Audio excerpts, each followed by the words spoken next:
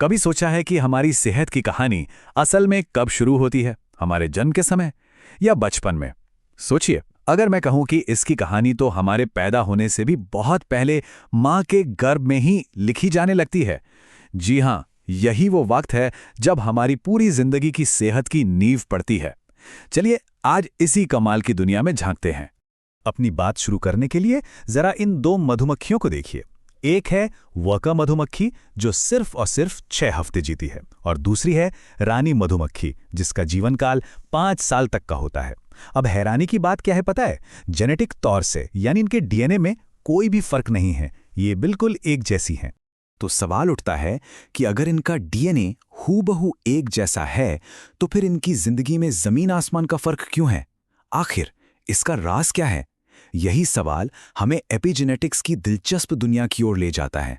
देखिए, जैसे मधुमक्खियों के लिए उनका शुरुआती खानपान सब कुछ तय करता है, वैसे ही इंसानों के लिए मां का गर्भ वो पहला और सबसे जरूरी माहौल है। ये एक तरह का कह सकते हैं प्रोग्रामिंग स्टेशन है, जहां बच्चे के भविष्य की सेहत का कोड लिखा जाता है। वैज्ञानिक भाषा में इस प्रोसेस को फीटल प्रोग्रामिंग कहते हैं। अब ये सुनने में भले ही थोड़ा मुश्किल लगे, पर इसका मतलब बहुत सीधा सा है। गर्भ के अंदर का माहौल बच्चे के विकास पर इस तरह असर डालता है कि उसकी पूरी जिंदगी की सेहत का रास्ता तय हो जाता है। और सबसे बड़ी बात, ये सब डीएनए को बदले बिना होता है। इसका मतलब ये है कि हमारी जिंदगी की शुरुआत का माहौल हमारे शरीर पर एक गहरा और परमानेंट निशान छोड़ देता है। ये कोई टेम्परेरी असर नहीं होता, बल्कि ये हमारे बायोलॉजिकल सिस्टम को हमेशा हमेशा के लिए एक खास तरीके से ढाल देता है। तो अब सवाल ये है कि आखिर ये प्रोग्रामिंग होती कैसे है? हमारे जीन्स माहौल से मिलने वाले संदेशों को सीखते और याद कैसे रखते हैं? इसका जवाब है एपिजेनेटिक्स। इस पूरी प्रक्रिया को हम 3 आसान स्टेप्स में समझ सकते हैं। पहला, माहौल से कोई सिग्नल मिलता है। ये मां के खाने से मिला कोई पोषक तत्व हो सकता है या फिर तनाव का कोई हार्मोन। दूसरा, ये सिग्नल डीएनए के ऊपर एक छोटा सा केमिकल टैग लगा देता है। और तीसरा, बस यही टैग ये तय करता है कि कौन सा जीन चालू होगा, कौन सा बंद, या किसकी आवाज कम होगी और किसकी ज्यादा। इसे समझने का एक और मजेदार तरीका है। सोचिए, हमारा डीएनए किसी कंप्यूटर का हार्डवेयर है, तो एपिजेनेटिक्स वो सॉफ्टवेयर है जो उस हार्डवेयर पर चलता है और उसे बताता है कि कब, क्या और कैसे करना है। या फिर इसे घर में लगे पंखे के रेगुलेटर की तरह समझिए, जो जीन्स की स्पीड को कम या ज्यादा करता है। तो अब जब हम ये समझ गए हैं कि ये सिस्टम काम कैसे करता है, तो अगला सवाल है कि वो कौन से सिग्नल हैं जो ये बदलाव लाते हैं। यहीं पर मां की जीवन शैली एक ब्लूप्रिंट की तरह काम करती है। इसे आसानी से समझने के लिए हम 3 सवाल पूछ सकते हैं। मां के शरीर में क्या जा रहा है, उनका शरीर कैसे चल फिर रहा है और आराम कर रहा है, और आखिरकार उनके मन पर किस चीज का असर पड़ रहा है। चलिए पहले एरिया की बात करते हैं। शरीर में क्या जाता है? इसमें सिर्फ अच्छा खाना ही नहीं, बल्कि बाहर के माहौल की चीजें, जैसे हवा में प्रदूषण, लेड और मरकरी जैसी भारी धातुएं और धूम्रपान जैसी आदतें भी शामिल हैं। ये सभी चीजें बच्चे के जीन्स पर अपने केमिकल निशान छोड़ सकती हैं। और ये वाकई में बहुत दिलचस्प है कि कुछ खास न्यूट्रिएंट्स, जिन्हें मिथाइल डोनर कहते हैं, इस जीन प्रोग्रामिंग में एक हीरो की तरह काम करते हैं। फोलेट, विटामिन B12, कोलिन, ये सब सीधे डीएनए पर वो केमिकल टैग लगाने में मदद करते हैं। और अच्छी बात यह है कि ये हमें पालक, दाल, अंडे और चुकंदर जैसी रोज की चीजों से आसानी से मिल जाते हैं। दूसरा एरिया है शरीर की हलचल और आराम। एक्सरसाइज सिर्फ मां की सेहत के लिए ही नहीं, बल्कि बच्चे के मेटाबॉलिज्म और दिल की सेहत को प्रोग्राम करने के लिए भी एक दवा की तरह काम करती है। और साथ ही एक अच्छी और नियमित नींद का पैटर्न, जिसे हम सर्कैडियन रिदम कहते हैं, वो भी बहुत जरूरी है।